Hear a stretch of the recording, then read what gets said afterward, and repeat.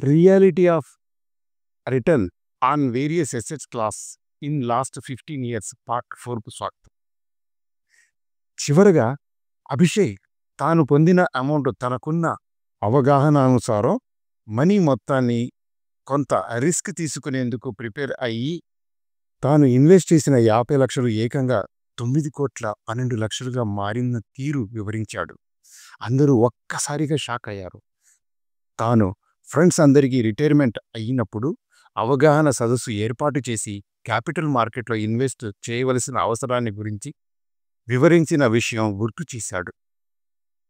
అందరూ ఆ రోజు చెప్పిన విషయాలు గుర్తు చేసుకున్నారు. కానీ వారు ఆ విషయాన్ని పెడచెవిన పెట్టడం వల్ల ఈరోజు వారి మధ్య డిఫరెన్స్ కొట్టొచ్చినట్లు కనబడుతుంది. ఆనాడే తన డిసిప్లిన్డ్ ఇన్వెస్ట్మెంట్ స్ట్రాటజీ కంటిన్యూ చేస్తున్న తీరు ఈరోజు తన నెట్వర్త్ మోర్ దాన్ 25 crores అని తన ఫ్రెండ్స్కు తెలియచేశారు. తాను మొదటి నుంచి జాగ్రత్త పడడంతో తాను ఈ స్థాయికి ఎదిగానని చాలా నమ్రతతో తెలిపారు. ఈ వీడియో డీటెయిల్స్లోకి వెళ్లే ముందు reality of return on various assets class గురించి పూర్తిగా తెలుసుకునేందుకు మేము రూపొందించిన పార్ట్ 1, 2 and 3 మొదటగా చూడండి. మీకు అవగాహన కలుగుతుంది. మీ ఇన్వెస్ట్మెంట్ ఎక్స్పీరియన్స్ కామెంట్ ద్వారా తెలియచేయండి. నమస్తే, I am Sheikh Fakruddin, retired assistant general manager of State Bank of India and a certified financial planner. Welcome to self mastery channel health and wealth. Abhishek investment డీటెయిల్స్లోకి వెళదామా? చివరగా మన Abhishek the host of the day తను కంప్లీట్గా తన ఫండ్ పెర్ఫార్మెన్స్ గురించి చెప్పడం ప్రారంభించారు. తను ఎంతో గర్వంగా తను మొదటి నుంచి ఫైనాన్షియల్ మార్కెట్ మీద కాన్ఫిడెంట్ ఉన్న మనిషి. అదే విధంగా తన ఇన్వెస్ట్మెంట్స్ మొత్తం మొదటి నుంచి చేస్తూ వచ్చారు. ఈరోజు తన పొజిషన్ మోర్ దాన్ 25 crores పైన ఉండడం గమనించాల్సిన విషయం. అంటే ఒక సామాన్యమైన ఉద్యోగం చేసి కూడా అతను ఆ లెవెల్లో ఎదిగారు అని అంటే అది క్యాపిటల్ మార్కెట్ వల్లే సాధ్యం అవుతుందని ప్రత్యేకంగా చెప్పాల్సిన అవసరం లేదు. But he has proved his calibre and confidence level about the capital market అని చెప్పాలి. అతను తనకున్న నాలెడ్జ్ ప్రకారం మార్కెట్ పెరుగుతూనే ఉంటుంది అని గమనించిన మనిషి. ఆల్వేస్ అతను ఎలాగైతే మొదటి నుంచి దీని గురించి స్టడీ చేస్తూ వచ్చారో అదే లెవెల్లో అభిషేక్ తనకొచ్చిన అమౌంట్ రిస్క్ తీసుకునే పని. ఎక్కడైతే క్యాపిటల్ మార్కెట్లో రిస్క్ రివార్డ్ రెండు బ్యాలెన్స్ అవుతాయి. ఎక్కడైతే మీరు బ్యాంక్ డిపాజిట్లో పెట్టుకుంటే రిస్కే ఉండదు అనుకుంటే రిటర్న్ కూడా అంతంత మాత్రమే ఉంటుంది. ఎక్కడైతే రిస్క్ తీసుకోవడానికి ప్రిపేర్ అవుతారో రిటర్న్ కూడా అలాగే ఉంటుందని చెప్పడానికి ప్రత్యేకమైన నిదర్శనం. బ్యాంక్ డిపాజిట్లోనే కనుక వేసి ఉంటే కనుక ఇతను జనరేట్ చేసే అమౌంట్ 7.02% యావరేజ్ జనరేట్ అయి ఉండేది. కానీ అదే పీపీఎఫ్లోనే కంటిన్యూ చేస్తుంటే 7.9% చొప్పున జనరేట్ చేసింది. అదే గోల్డ్ 11.13% జనరేట్ చేసింది. గోల్డ్ ఈ మధ్య కాలంలో బాగా పెర్ఫామ్ చేయడం వల్ల ఇంతుంది. లేకపోతే గత 50 years నుంచి మనం క్యాలిక్యులేట్ చేసుకుంటే అది 5 to 6% మధ్యలోనే జరుగుతుంది. ఈ fund small cap from the day Inception నుంచి మోర్ దాన్ 18, 20, 25% కూడా జనరేట్ చేయడం మనం గమనిస్తాము. దాని మీద నమ్మకం ఉన్న అభిషేక్ గారు దాంట్లోనే పెట్టారు. అది తను పెట్టిన 50 లక్షల రూపాయలు ఏకంగా 9,12,58,906కు ఎగబాగింది అని తను చాలా గర్వంగా చెప్పారు. దాంట్లో తన ప్రాఫిట్ పోర్షను 8,62,58,906 రూపీస్. ఇది జనరేట్ చేసిన రిటర్న్ 21.35%. 21% for 15 years. ఎవరి ఎసెట్ అయినా జనరేట్ చేసింది అంటే he will not remain in poor anytime. He will become rich whatever amount you are going to invest. తను అబ్సల్యూట్ రిటర్న్ పొందింది 1,725 times. అది మల్టిప్లై అయింది. సింపుల్గా మనం 50 లక్షలు కాస్త లెక్కేసుకుంటే 18 రెట్లు పెరిగిందాం. 1,725 రేట్న పెరిగింది అని చెప్పేసి గమనించాలి. ఇక్కడ మీరు కొట్టొచ్చినట్టు కనబడుతోంది. ఈ డయాగ్రామ్లో కూడా మీరు చూడొచ్చు. ఈ ఫండ్ అద్భుతంగా పనిచేసిందని చెప్పవలసిన అవసరమే లేదు. ఇది చూస్తే ఎవరికైనా అర్థమవుతుంది. ఇది నార్మల్‌గా పెరిగి వెళ్ళిపోయింది. స్మాల్ క్యాప్ ఈ మధ్య కాలంలో ఇచ్చిన రిటర్న్స్‌కి ఇది ప్రత్యేక నిదర్శనం అన్నమాట. దీన్ని గమనించండి.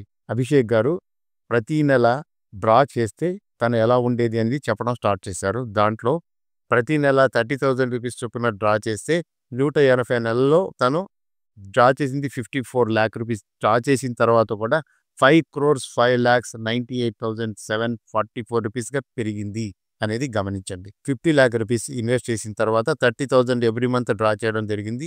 అలాగే వెళ్తూ ఉంటే 2012లోకి వచ్చేసరికి ఇది కూడా 39 లాక్స్‌కి తగ్గడం జరిగింది.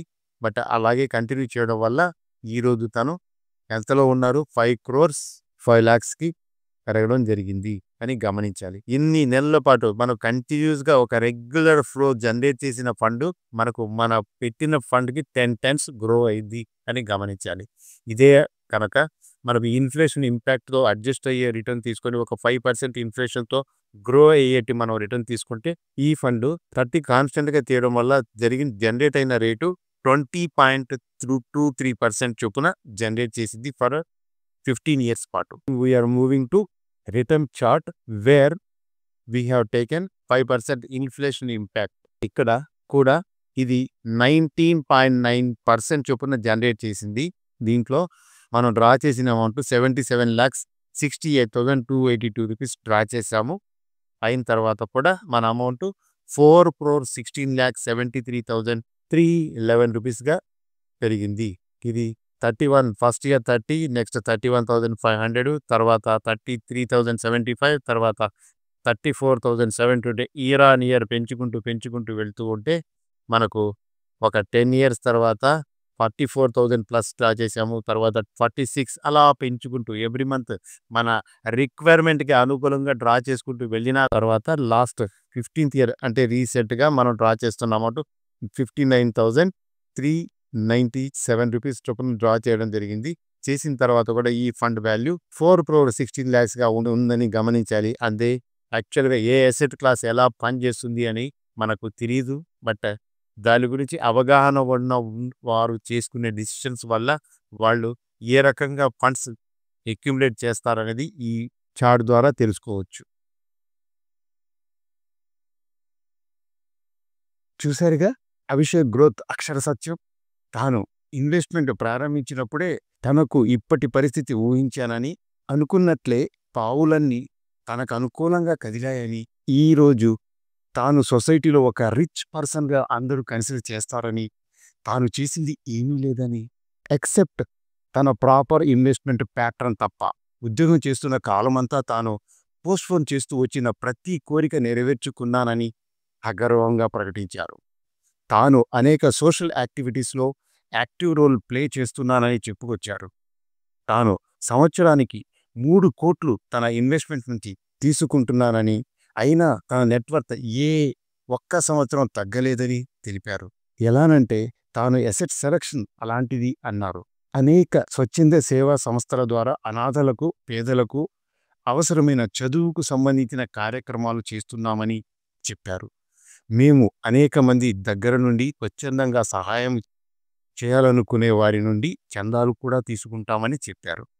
వారి సహాయ సహకారాలతో చదువుకున్న పిల్లలలో ఒకరు ఐఏఎస్కు సెలెక్ట్ అయ్యారని కూడా గర్వంగా చెప్పారు. ఇంతలా ఎదిగిన ఫ్రెండ్ను చూసి అందరూ తెగ సంతోషపడిపోయారు. అందరూ పర్సనల్గా ఒక్కొక్కరు కంగ్రాట్స్ చేశారు. ఫ్రెండ్స్ అందరూ డిన్నర్తో పాటు ఏర్పాటు చేసిన రిక్రియేషన్ వైపు అందరూ 10 మంది ఫ్రెండ్స్ కలిసి పయనమయ్యారు. ఈ వీడియోలోని వాస్తవాన్ని అర్థం చేసుకున్న వారందరూ తప్పక మా ఛానల్ని లైక్ చేసి సబ్స్క్రైబ్ చేసుకోండి. మీ ఫ్రెండ్స్ అండ్ గ్రూప్స్ అన్నింటిలో షేర్ చేయడం మరవకండి. Thanks for your time. జై హింద్, జై భారత్.